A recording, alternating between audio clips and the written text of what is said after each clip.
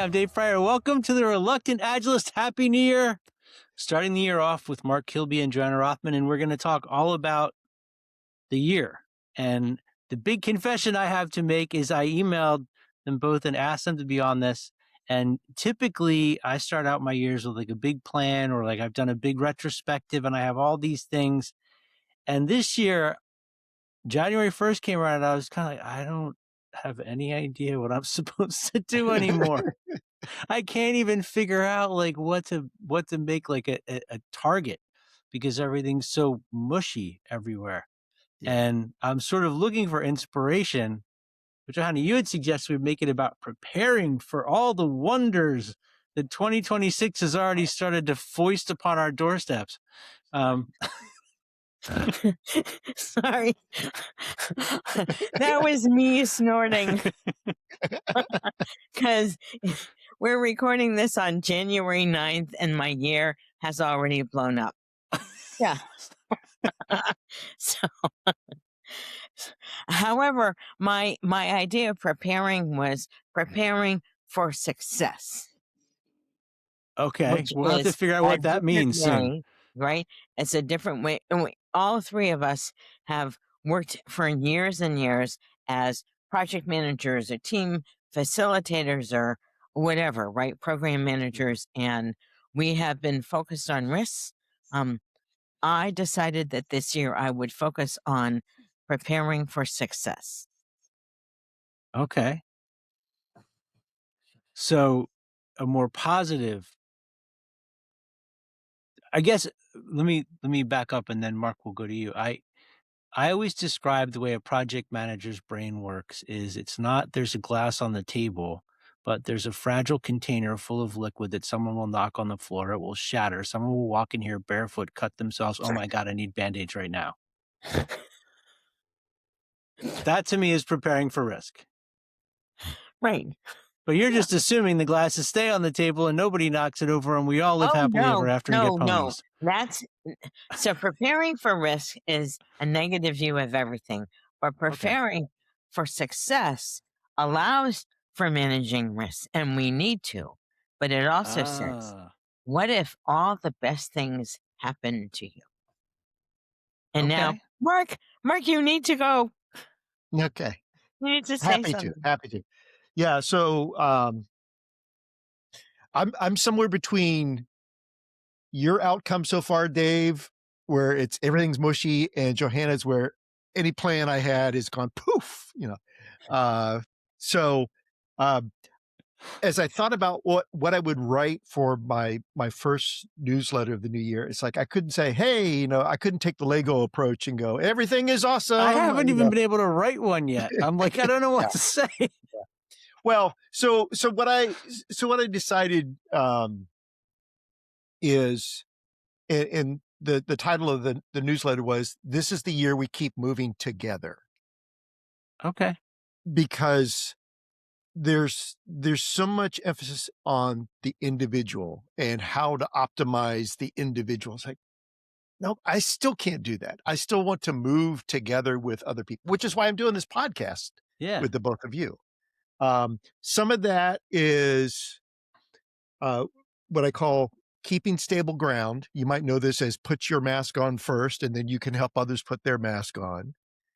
The other is keep moving, because if you just sit there and freak out, that's not going to help. The other is letting go of what slows you down. So one of the things I've decided to let go of is I'm going to stop worrying about AI. I mean, yes, I use AI every day, but that's how it wins. That's okay. That's okay. I'll take the red pill, the blue pill together. We'll see what happens. So, but the last part is making sure we're moving together. So I'm looking at how can I collaborate more with others rather than trying to figure out how to use AI on my own. How can I maybe build something together? So I'm considering a couple of projects where I will be doing that here in the next couple of weeks, because this sitting with various AI models and trying to figure out your future doesn't sound that exciting to me. Yes, I use AI almost every day. I'm some of it I find useful. There's also a lot of problems I still see with generative AI, and it's like, I still need people to collaborate with.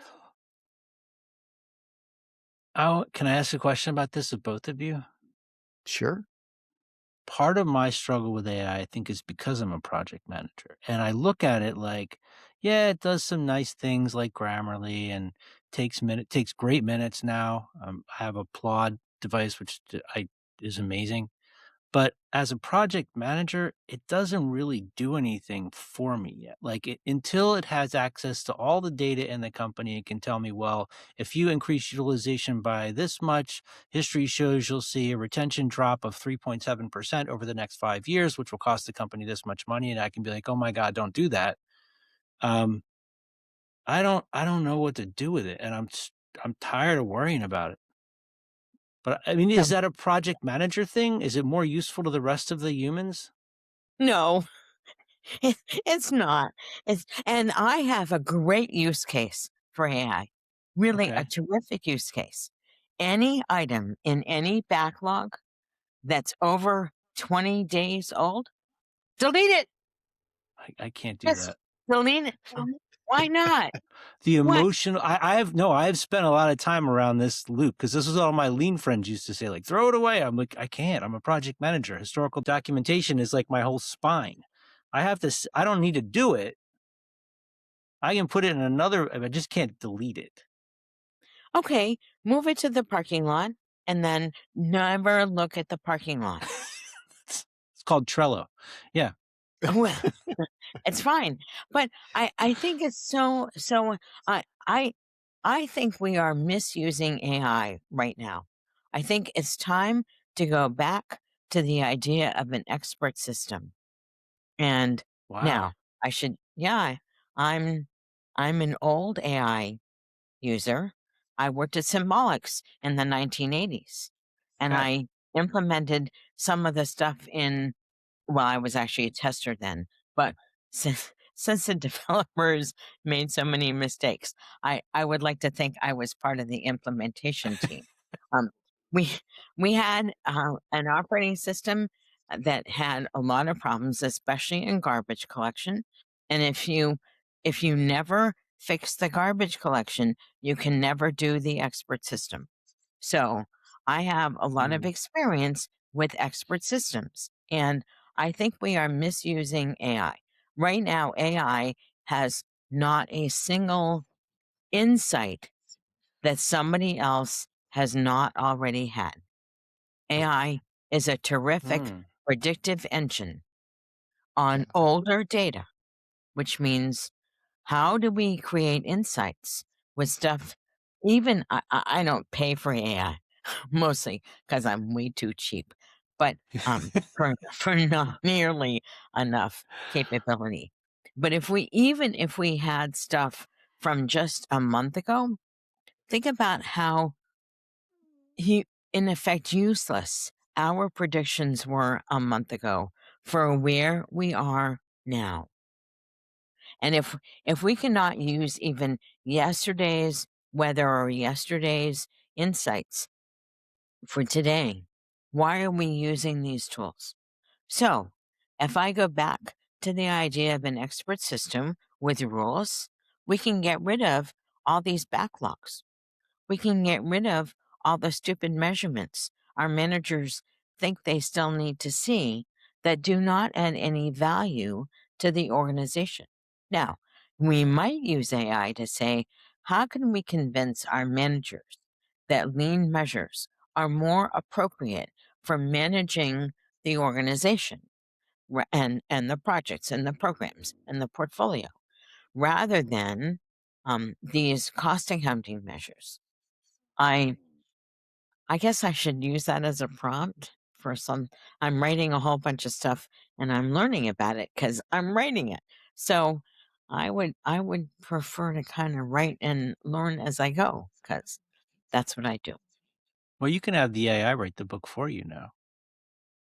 Oh yeah, that's plagiarism. I'm joking. Stealing. I'm joking. And hallucinations. Well, so it Well, sounds like you're yeah. really lean focused then.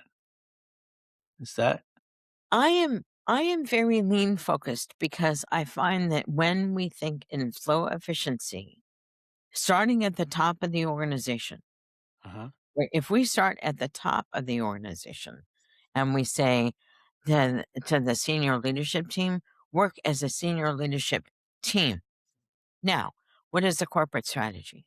Then the middle managers get to work as a portfolio team, or the senior leaders do it themselves, which is even Okay. more ideal. But then everyone has one goal, right?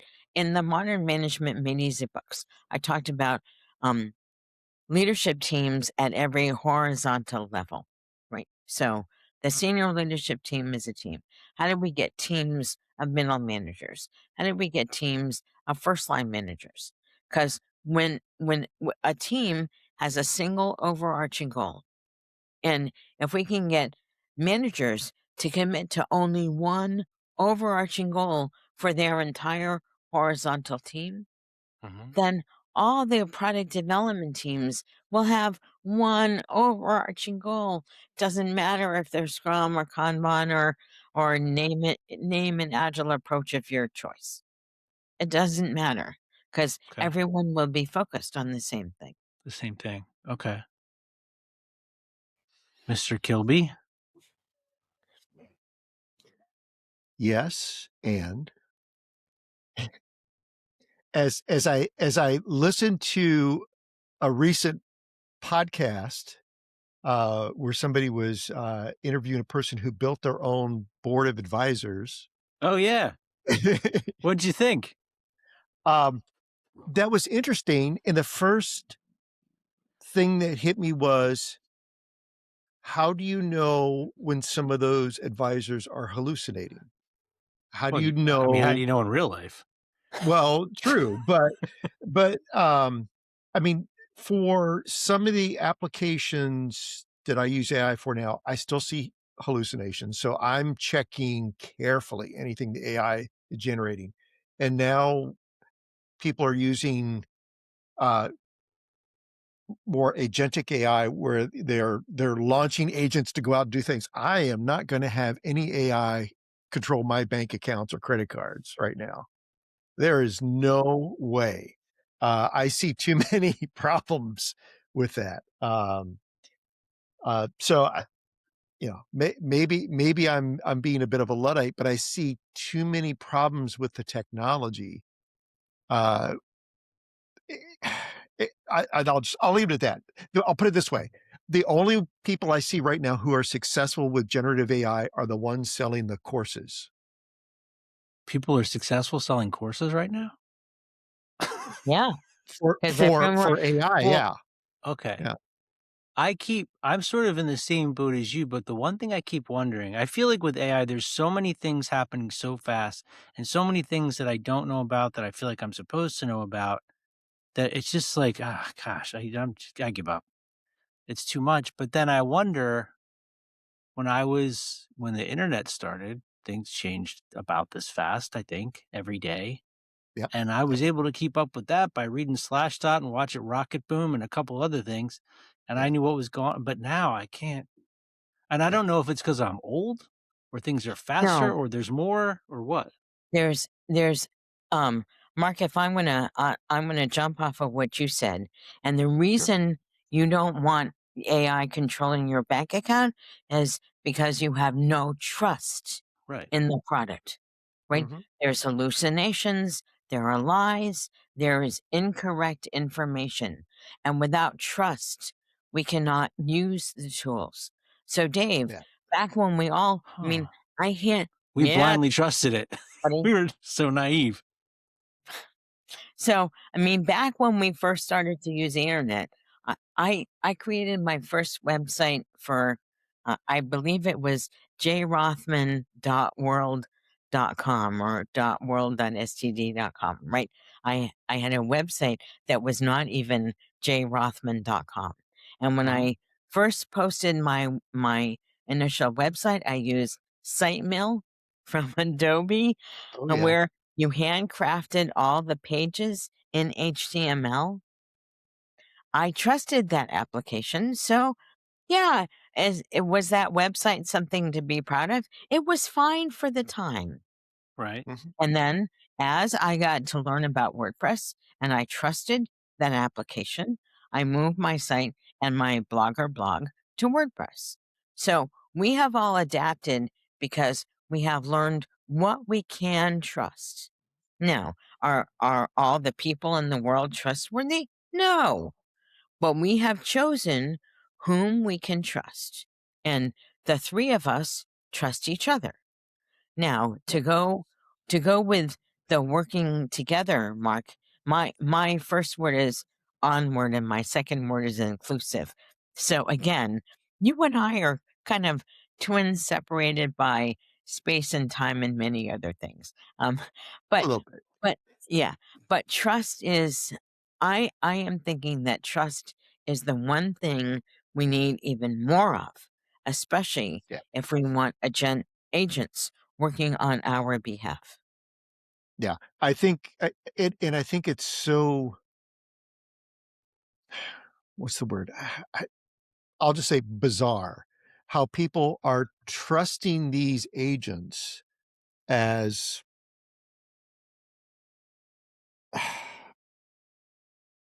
as As if they were counselors, as close. Yeah. coaches, yeah, as infallible, and we're in a period of time where we may not even trust our neighbor right now. So, Well, not to get political or no, anything, no, but I it want to stay with this. but but it's just it's so interesting how we're trusting this technology, which we know is fallible. We know it can hallucinate, and yet we can't trust other people that, we might pass in the store or, well, forget the street because there's road rage there. So, um, Do you think that we've and maybe we're like the canaries in the coal mine, but have we moved into sort of a post-trust world? I don't trust any tech. I mean, I trust that every piece of technology I use is surveilling me and using that for its own purposes. I trust that every politician is is doing the opposite of being trustworthy and manipulating the system for their own good. I mean, I trust you guys, but that goes back to that personal connection. I mean, maybe what you mentioned, Mark, about being working with other people. Like, is the technology beyond trust now? So I'm gonna use the word betrayal instead of Cory Doctorow's word because I really don't like to swear with a microphone. uh, And If you want to type it, I'll do it for you. well, um, I would have to find the It's text. okay. It's okay. But I think that betrayal is actually an even better word because we trusted these applications, we trusted these browsers. They are asking us for our passwords, they're asking us for our credit cards. We thought we could trust them, and they have betrayed us. They have used our data without paying us for it and often without telling us Yeah. to look to surveil us and say, we're um so I'm not in my home office right now, and I ordered my high protein shakes from Amazon.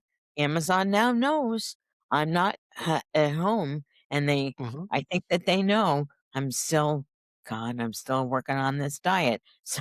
So I think it's really now, do I care about that? Is that really a betrayal? Only if they sell my information to make it more difficult for me to live successfully. Yeah. And that's often what they are doing. So, and so if I got some benefit out of being betrayed, I would not call it betrayal. But I'm not getting the benefit. So it's a betrayal Okay. of my Of original the social um, contract. of Yeah. the social contract. Yeah. Well, but I mean, so this gets, we're seeing the same thing with the AI technology that's out now as we did with some of the first websites, Google, Facebook, the all the FANG companies, which provided services for free in exchange for collecting that data. Mhm. Now we have AI that is collecting data through prompts, what we're asking about, when we're asking about it. Yes, it is tracking all that information. And for people who are using the free apps, if they don't think that's happening, then they need to go read the terms and conditions of the app. And even So, if you pay for it, I think it's in the terms of service that they still have access to but your private data. so my dad A little was a bit, food yeah. broker when I was growing up, and which means he would like represent products and sell them to supermarket chains. And I remember when I was like 5 years old, asking him about some of the stuff because I was in a store with him, and he was saying, "Well, no, if they want to sell more of that, they just have to move it up one shelf because they've been tracking your behavior. You have not had free will in a supermarket since probably the 1950s. They Yeah. have been watching what people do, tracking it all. Before they had it in a computer, they still knew how to manipulate you, but we Yeah. didn't know. I mean, maybe it's just the fact that now you know that every website is using it for their own good, or God forbid somebody vibe codes something and it's full of security holes, and all your data is going to be exposed." So, but in the supermarket, there was a price on the shelf. So, I mean, you guys are normal height humans. So, um, I I always got the cheaper stuff because it's lower. You are of an alternative height, yes. Too darn short. We can just call it what it is. Too darn short. Yeah. So, but I think it's really interesting to say, yes, the people who market products have known for many, many years how to influence us. And the Mhm. difference now is that they can use variable rate pricing depending Mhm. on where you live and where you are buying and when you are buying and what you're buying.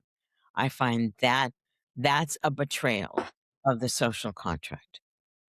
Mhm. Because it works against you, not because it It doesn't works work for you. right. Okay. So, I mean, there are plenty of stories about people in low income neighborhoods who no longer have access to healthy food because for many variety of reasons. And Yeah. if they want to then buy healthy food from an online vendor, I mean, I got Instacart this morning.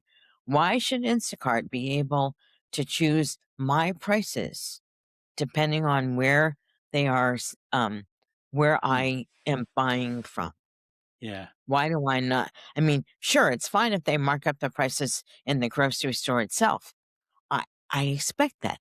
They are delivering me my groceries as a service. I expect Mhm. to pay for the service. I do not Mhm. expect to have to pay more if I am low income or if I'm high income. I mean, Yeah. I Yeah. Yeah. expect that the prices are Is the honest, price. and Yeah. that's not what we are seeing now, and that lack of honesty, and that's the betrayal that I find in so many of these um, so-called services and abilities that agentic AI is supposed to offer us. Okay. So with this lovely picture in mind, how are you planning your year? I was just gonna say So, this has gone really freaking dark, man. Like, so I just that's why I decided to plan for success. Yeah. How how can I move myself forward? Right. I have two words for this year. One is onward and one is inclusion. How okay. Mhm. do I include more people in my areas of interest, areas of expertise, areas in my various communities? And how do I find success doing something every single day? And I got to say, I have already succeeded beyond my wildest dreams. I launched a Kickstarter for my effective public speaking book to launch the paper and the hardcover versions. And it already funded on the first day, and I got a Kickstarter project we love. So I am Wow. Good for all, I you. Yeah. know, I am already way beyond what I thought was success. So you met your year is blown up in a good way. Yes. I thought it was going to be in a bad way. Okay, well, this is great. Yeah. Yeah. Yeah. So, I mean, there's all kinds of terrible stuff going on. I cannot allow myself to focus on that. That's Yeah. just horrible. Right. And Yeah. and I did a little blog on my Create an Adaptable Life, which was keep on keeping on, because what other alternative do we have? I mean, are we going to Yeah. throw ourselves our hands up and say, "Well, I'm going to curl into a ball in the fetal position and not come out for another 3 years"? It's an I don't, option. Why 3 years, well, though? Why do you Well, say 3 years? it, well, and I think I think Johanna, you and I have come to a similar conclusion, and that's why I've got the let go of what's slowed you down. So I mhm, mhm. I've almost completely gotten away from all social media except LinkedIn because I need that for my business. But Blue Sky, Threads, well, I've been off Facebook for a long time because that's been useless. Yeah. And then what I like to call shitter, used to be Twitter. Uh, First it, person to curse on the podcast of the year. Thank you, I'm just Mark using Kilby. the X. I'm just using the X. I'm using X first in that name. Um, I can't doom scroll anymore. No. It's not useful. It's not helping me. And that's where I want to work with other people who also want to get away from that stuff that's not helping. So maybe shifting focus or redefining success in a way that's other than being trapped in that swirl of tech that's just not helping anybody grow. Well, Yeah. and even focusing on risk, right? I have found that if I focus on what will make me successful, that also includes looking at the risks. How Mhm. do I, what do I need to do to achieve this next milestone? But it means I'm not only looking at the risks. So I'm not only looking at the water glass on the table that somebody could come by and toss overboard, but I might say, we need to have a productive meeting. So all of you, let's pull up the agenda I sent, and Johanna, make sure you have a cover on your water. Because we all know Johanna's the one that's going to make the arms go, and that will make the water go everywhere. So, I mean, I am fine with that, right? How can we have a productive meeting? How can we have a productive workshop? How can we how can we be productive so we know what we are supposed to do today and a little bit about tomorrow and the next day? And I gotta say that we are you reintroduced me, Dave, to the Plan, Do, Study, Act, right, from Deming. Mhm. And I have been really working on that, saying, how do I study what I have done and then choose my Yeah. next action? And we don't do enough of that, certainly not in product development, right? I think all three of us have seen this. We do not do enough study. It's more like plan, do, blame, redo. Yeah. Yeah, and it's not fun, and it really doesn't get us to the next place. And I Okay. think we need to focus more on the next place. So that's my two words this year are onward, often with an exclamation mark, onward, and then Yeah. inclusive, because I also want to work with people. Mhm. So do you, this is completely off topic maybe, but I'm just, with what you were just saying, I'm wondering, for both of you, do you find that you get more joy in work or in the workplace, is probably the better way to say it, now than you would have either before or during the pandemic, or less?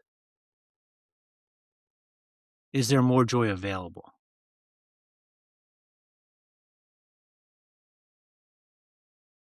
I'm not sure there was less for me in the pandemic.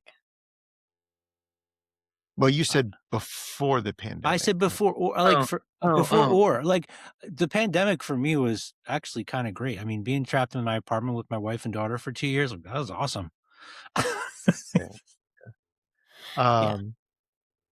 Yeah, and for me, I've been working remote for years, so that wasn't such a bad thing. So, but I certainly appreciate that I did that by choice, and Mhm. millions of people did not, Yeah. and that was a big difference. What I experience now through the clients that I work with, and right now that's some one-on-one coaching and some small team coaching. To me, it seems like there's more stress than ever. Yeah. Um, Stress to go faster, stress to not make mistakes, stress to Do the figure out jobs how of to multiple people. yeah, and stress to figure out how to, do that 5 times faster with generative AI, which is not a simple task. Case in point, with some of the career coaching I'm doing, I'm actually experimenting with setting up an AI voice agent to do mock interviews. So, yes, I can do them, but let me see if I can get an AI agent to do that. Oh my gosh, the time I've spent to try to get this thing to work right.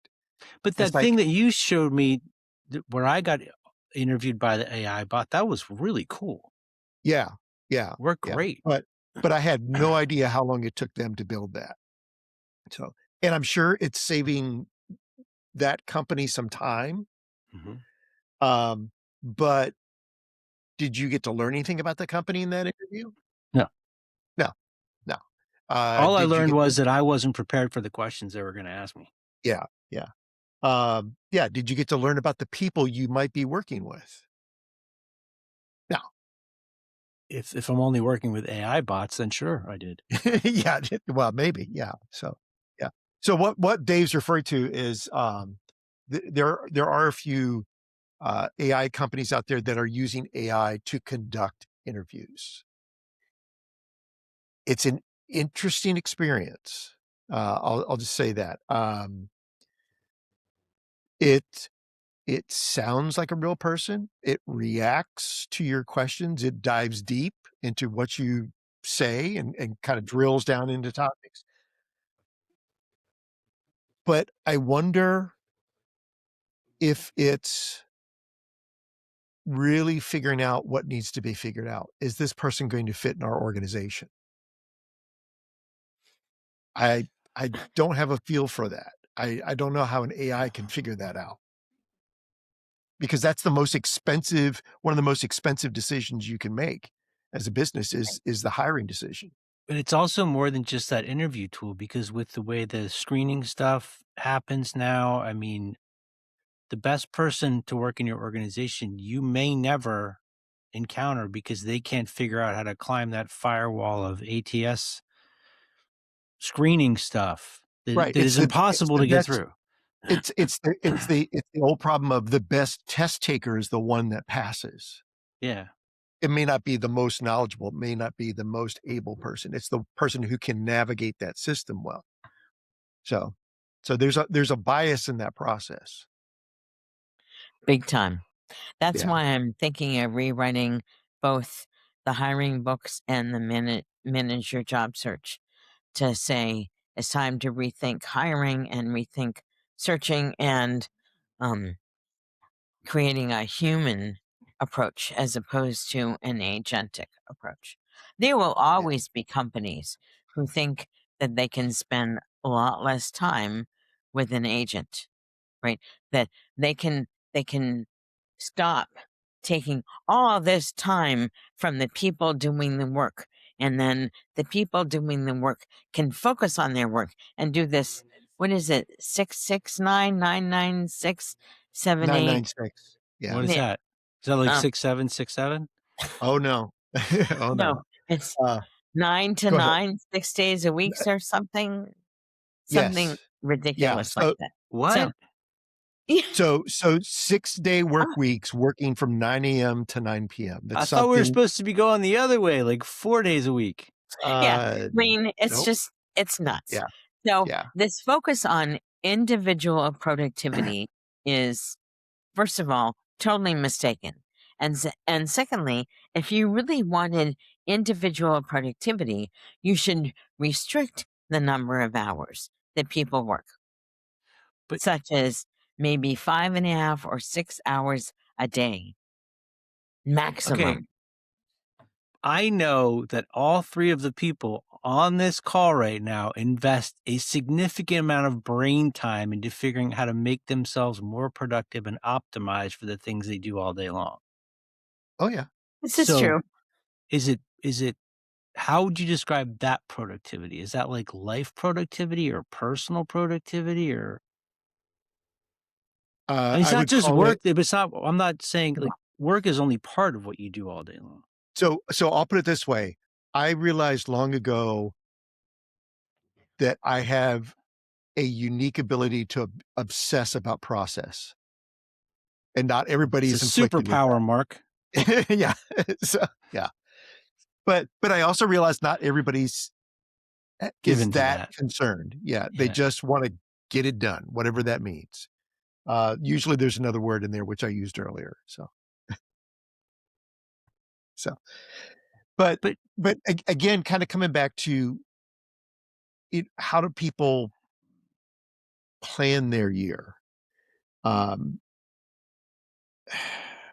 so when people ask me, it's like, "Should I learn AI?" It's like, "Well, you should learn where it's useful for you and where Mhm. you're at. Don't worry about, 'Oh, I've gotta learn how to generate reports. I gotta learn to vibe code. I gotta learn how to there's too use much. agents.'" It's like, does your current life, not just your work, but does your current life require that? If not, forget about it. So So wait till you need it, and then wait till you need it. because Wait till you I have found there's a lot of people with AI that find ways to use it to do things that they could do faster without AI. I I've heard you mention that a few times on your podcast. Yes, and every time you say that, I go, "Yes, Dave, you're absolutely right."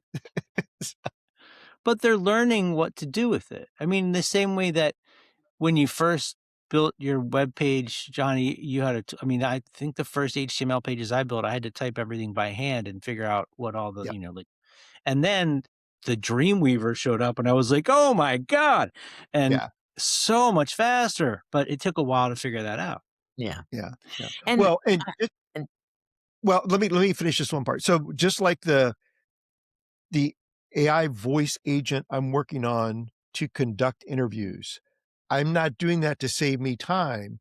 I'm doing that because To some of learn. my clients are gonna see that in the wild. I want them to experience it before they have to experience it for real.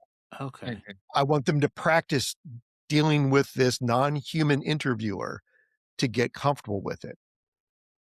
Sorry, Johanna, I didn't mean to cut you off. No, that I'm really glad you said that. So Yeah. I will say that before the pandemic, I'm gonna pop back up the stack, Dave, Yeah. To because the joy question. yeah. Um, Cool.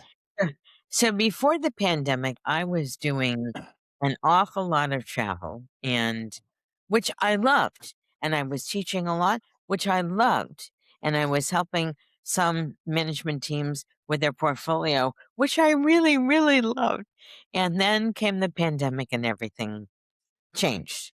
Yeah. And now what I'm finding is all of these people that I had lovely relationships with for the maybe 5 years before the pandemic, from say 2015 to 2020, are now way too busy to commit to any time with me. And I keep saying to them, the fact that you are so busy means you need to commit the time with me because your systems are failing. They are failing you. What you used to do is no longer sufficient for what you need to learn, as an example, AI in any form, and how to manage. And they are, they are so, I spoke with somebody this week who said, I know that if I work with you, I will gain at least 3 times your cost in the first week, but I don't know how to frame that for my manager. So I said, here's how to describe all three kinds of value. And he said, no, no, no, you don't understand. We only use cost accounting. And I said, well, I said, okay, you can only use cost accounting, but you will never see the value in anything. You So won't see the value in your portfolio or in the projects. Never mind in my consulting.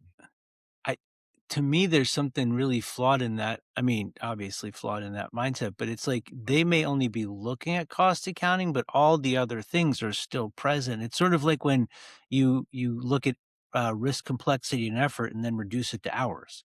Like all that other stuff is still in there. You're just ignoring it. Yeah. Yeah. So it's an incomplete. So I think that what's happening right now is so many senior leaders are literally running scared. They Mhm. have no idea what to do in a world filled with chaos. And Yeah. I'm including the value of the dollar and politics worldwide, and some of my clients thought that they would have solar and wind, and they would be able to capitalize on that, and now all of those projects have been at least delayed, if not stopped. I mean, they don't know how to predict the fixed costs for Mhm. their salaried employees. They don't. I mean, if you Well, cannot well, predict they do fixed, they do have wind. They've got a lot of hot air. That's it. there is that. Yeah, Thank you. there is that. But if you cannot even predict your fixed costs for an Mhm. entire year, what does that mean?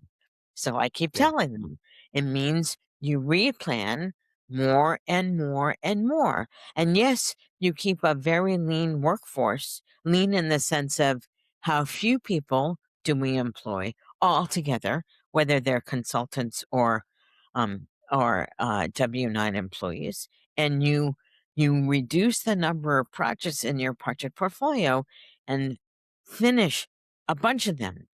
Ship, right? Finish and ship, finish and ship. I do this for my writing workshop people. I say write and publish, which Mark knows well. So Mhm. I think it's really important to say we cannot manage and work the same way we did. It's not possible, right? That And I think is a really good starting point for the year, yeah, from at and least I for think me. saying going back, we're not going back.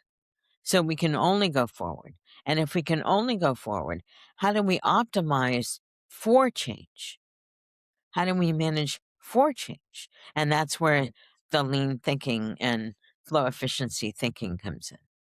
But Yeah, I and think and well, go ahead. as I was gonna say also, and PDSA again, Yep. as small experiments about what could work moving forward. It's all these big projects that people plan, especially around generative AI, as we saw it from, what was it, the MIT report in July of 2025 saying like 90 to 95% of those projects just weren't gonna have an ROI. They were not gonna see their investment come back. So I was thinking, this is coming off of what you just said a second, Johanna, that before I was thinking, even though we've known this for a while, that the only constant was change. But when I think of things like enterprise agility, if that happens, that that's talking about an organization that at a systematic organizational level can learn to sense and respond quicker. But now I feel like after this conversation, yes, what we did before doesn't work anymore, but the only actual constant anymore is uncertainty. It's not even change. It's that you cannot see, oh, we're going into where to do what? Like Mhm. who saw that coming? Um, I didn't have any, I mean, or maybe people did, I don't know, but it's like everything is constantly shifting so fast. It's like you can't even figure out how to play the game. And that's why, so I have a series of articles going up on projectmanagement.com or PMIO, whatever it's called these days. Projectmanagement.com. Thank you. Um, where the first one is focused on adaptability and resilience. That if you want organizational agility, you have to have a focus on adaptability and resilience as an organization. Now, all three of us have done this in our careers, right? Mhm. All three of us have constantly adapted and somehow found that emotional resilience that says, "Okay, Johanna, stand up one more time," right? Because you can do this. You might not know how yet, but that's the value of taking a small step, right? And the smaller the step, sometimes the more you can learn from it. So the fact that Mark is doing this with agents, I think that's very, very cool. And it's also a little bit scary. But that Well, probably means I need to investigate more. well, I'll say attempting. I haven't succeeded yet because it this is the thing I find with generative AI. You can spend so much time trying to get this thing close to right. You can never get it right because of the hallucinations. Yes, Yeah. they are hallucinating less, but they still hallucinate. And so you spend so much time trying to dial these AI systems in. It's like, I hope there's an ROI on this. I'm going to go a few more days on this, and if I can't get it to work, it's like, I'm canceling this one. I'm not going to try to build this out anymore. I think no matter how many nails you use, Mark, the Jello's not going to stick to the wall. Yes, yes. Um, so with what you were saying about the voice agent stuff, Mark, the two things that I took from that were that maybe the focus is to learn and to be of service, like because you're doing it to learn how it works, but to help them learn, and in that capacity, you're being of Yeah, service to your client. yeah. But with what you just said, Johanna, how are you planning for resilience, like at an individual level with this stuff? I mean, maybe that's the question to start the year off with. Like, what are you doing to plan to make yourself able to cope with all the stuff that's coming or cover? Because I think people plan, they don't plan for, they don't focus on the resilience part, just the adaptability part. Like you're a muscle Right. that's supposed to never stop growing. So resilience starts in our bodies. If you want, I can give you a book, several books actually. I have these books on my Create an Adaptable Life under the tag books I have read. But Okay. there's one specifically about resilience. I wonder if that's Marty Seligman. I don't remember. Um, where we need physical health first. So I am walking a ton. I'm doing my strength training. I am sticking to this. I have a low carb diet and I am sticking to it even if I'm not consistently losing weight. I am not gaining any weight. I think it's really important that this is the resilience has to start inside of us. That allows us to then work with our teams. And when Mark and I wrote From Chaos to Successful Distributed Agile Teams, we actually talked about team resilience. That Hmm. team can Mhm. be resilient if they collaborate. If you don't collaborate, you have a bust factor, a failure factor of every single person in the team. Hmm. Anytime, if someone has the flu and needs to be out for half a day, nobody else can do that work. So that's a failure factor. Or worse, because I had this happen to one of my clients' teams. The tech lead passed away, Oh, had yeah. a heart attack, and guess what? They they did not They did not share knowledge thoroughly. They did not share processes thoroughly, so they had to rebuild Wow. all of that, yeah. So And, he suddenly passed away, and he was not that old, and and so, yes, this does happen to people, and which I wanna go back to what you were saying, Johanna, about leaders are running scared to the point where, yes, their systems are at the red line, and so they need to pay attention not only to their work, but their bodies to see, how stressed am I right now? because it could happen to you. It really could in today's age with the stress that people are seeing in corporate life. Yeah. And the worst part is now this team is trying to recover from their mourning, their grief, and Yes. they have an obligation to the product.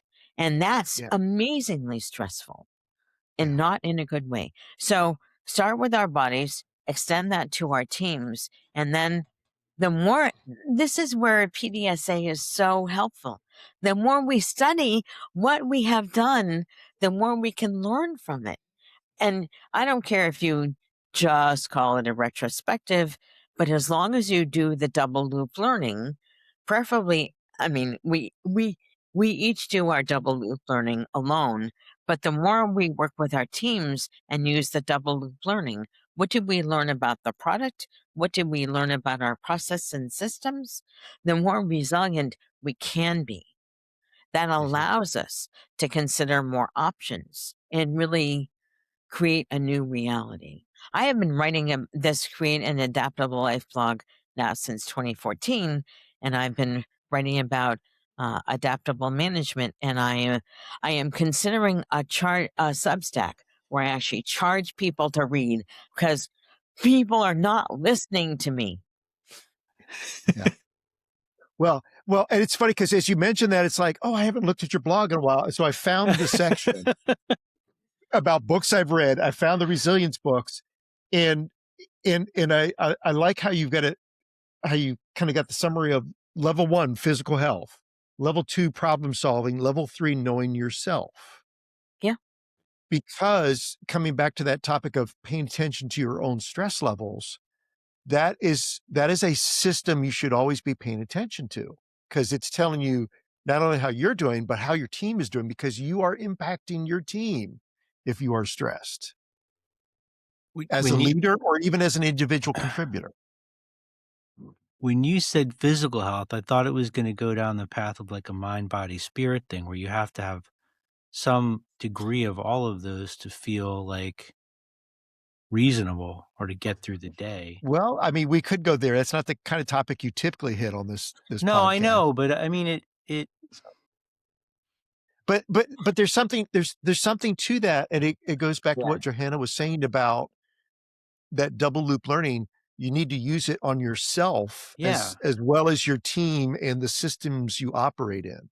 I think, well, without going into details, I think knowing all three of us as I do, we have all had to do some double loop learning. I mean, that's why you started the blog, Create an Yeah. Adaptable Life, because of your personal double loop learning. Yeah. You and I have had conversations, Johanna, about my double loop learning on life changes that have happened. Yeah. And so I'm kind of hammering on this because if we can apply it individually, and Dave, this goes back to what we teach about personal Kanban. Right. If you can apply it personally, you can apply it to teams, you can apply it to your organization. But if you don't apply it personally, it's much harder to apply it to your teams and your organization. I guess what I'm wondering is if I agree with you, and I feel like the more I hear people talk about transforming things at a larger scale, the more I keep thinking it really goes back to a personal level first. Yeah. I think people ignore that. Yes. Just like they might pick mind, body, and spirit, pick one of them, they'll do that, but the other two, whatever. And Yeah. they ignore it at the team level and all the way up through the system stack. Yep. And it just becomes this like fissure of ability. Like you just can't heal it. Yeah. Yeah. Well, you can't reach it because you personally have not experienced it, Yeah. but you're trying to force everyone else around you to experience it. And let me just say something. They need to get better, not me. Yeah, exactly. Yeah. Let me just say something to the touchy-feely people from a very non-touchy-feely person, right? I am a Spock-like human. I happen to enjoy people because I realize I need them to work with me to accomplish the things I want to do in the world. And that's a very non-touchy-feely way of saying, managers, you need to care about your people. However, I cared about my people because it was the logical thing to do. Okay, So so with you writing every day, you get that creative spark, which does all the chemical things in your brain and body that it needs to do. I mean, that to me falls into for me anyway, that is part of that whole listening to music, creating stuff, talking, having good conversations like that fills part of my reservoir. mhm. Spock And like or so does not, I mean it. yeah, and reading every day also does that for me. So does Mhm. walking. So when you when you first said mind, body, spirit, I thought, "Oh, I got the No, mind, I'm not going to go thinking of there. body. I'm do I really have a spirit?" So, yeah. But you So if you do. You absolutely do. thank you. So if our listeners are anything like me, where we are not touchy feely, right? I am not a typical female human because I I never start from the feelings, and luckily my husband knows this. So so do my kids, and they still love me, and they know I adore them, right? But I know I don't start there. So Yeah. we all of us can access all of ourselves.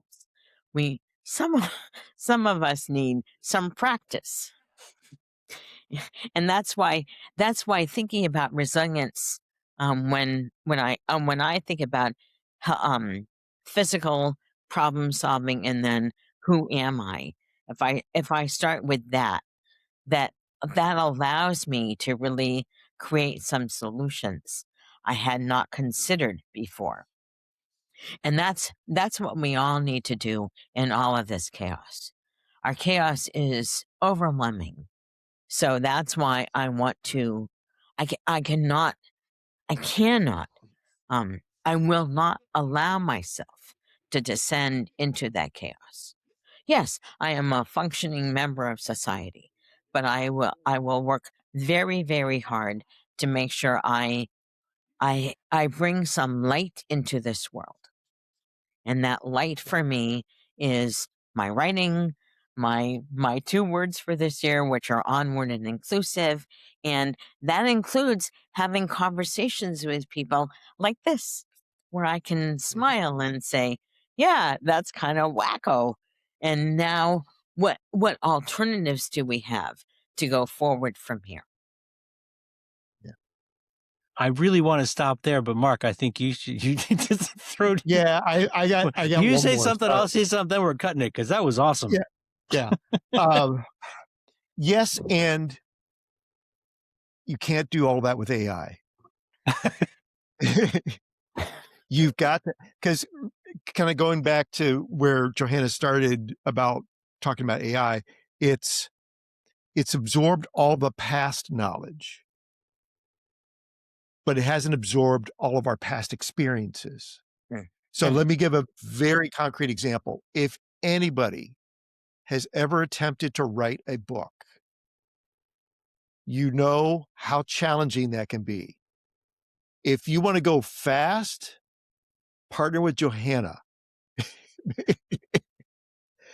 because of the experiences she's had. Because I think at the time that I think that was book 14 for you that we collaborated on, 13 or 14. So she had 12 to It's like 13 other books Stephen she had. King. Yeah, oh well, she's accelerated since then. Uh, but what I appreciated is I was tapping into her years of book writing experience. I was tapping into years of structure she built up. And yes, now I'm collaborating on another book. I'm thinking about a third one because she's passed the bug on. But can I replicate all that? No, because that's Johanna. That's the essence of Yeah. Johanna and who she is. So I still would probably want to collaborate with her in some way, saying, Johanna, I'm stuck on this part of my next book. What do I do? And she still gets those messages because she's got that collection of life experience that I don't ever see an AI capturing. Mm. Mm. Okay. So yes, and the thing that I'm coming away from this conversation with, which I'm grateful to both of you for, are if I don't have a specific plan for the year, there's one thing that I brought in, three things I got from you guys, that to learn to be of service, to figure out how to plan for resilience. And then I guess if there's like a quest that I'm on, I want to learn how to listen. I mean, I spend a lot of time focusing on trying to listen better to people, but I really want to um, amp that up. I want to be able to do it at a much deeper, more thoughtful level, and attentive level. And Just- I'm going to steal one of Johanna's phrases. I'm going to nudge you to do that quest with somebody else. Oh, okay. Don't do it Sure. alone. Don't do it alone. That's the inclusive part that she's talking about. You mean That's collaborate? the move to, it's that touchy feely word, Dave. Yeah. The reluctant agilist. There you Yeah. go. Yeah. Yeah. Well, cool. I'm grateful to you both. Seriously, this was a great conversation and a really awesome thing that it's the last thing I have to do on Friday. So, except to go for a long walk. There you go. But thank you Yep. both. Thank Well, you. thanks for the This opportunity. was really fun.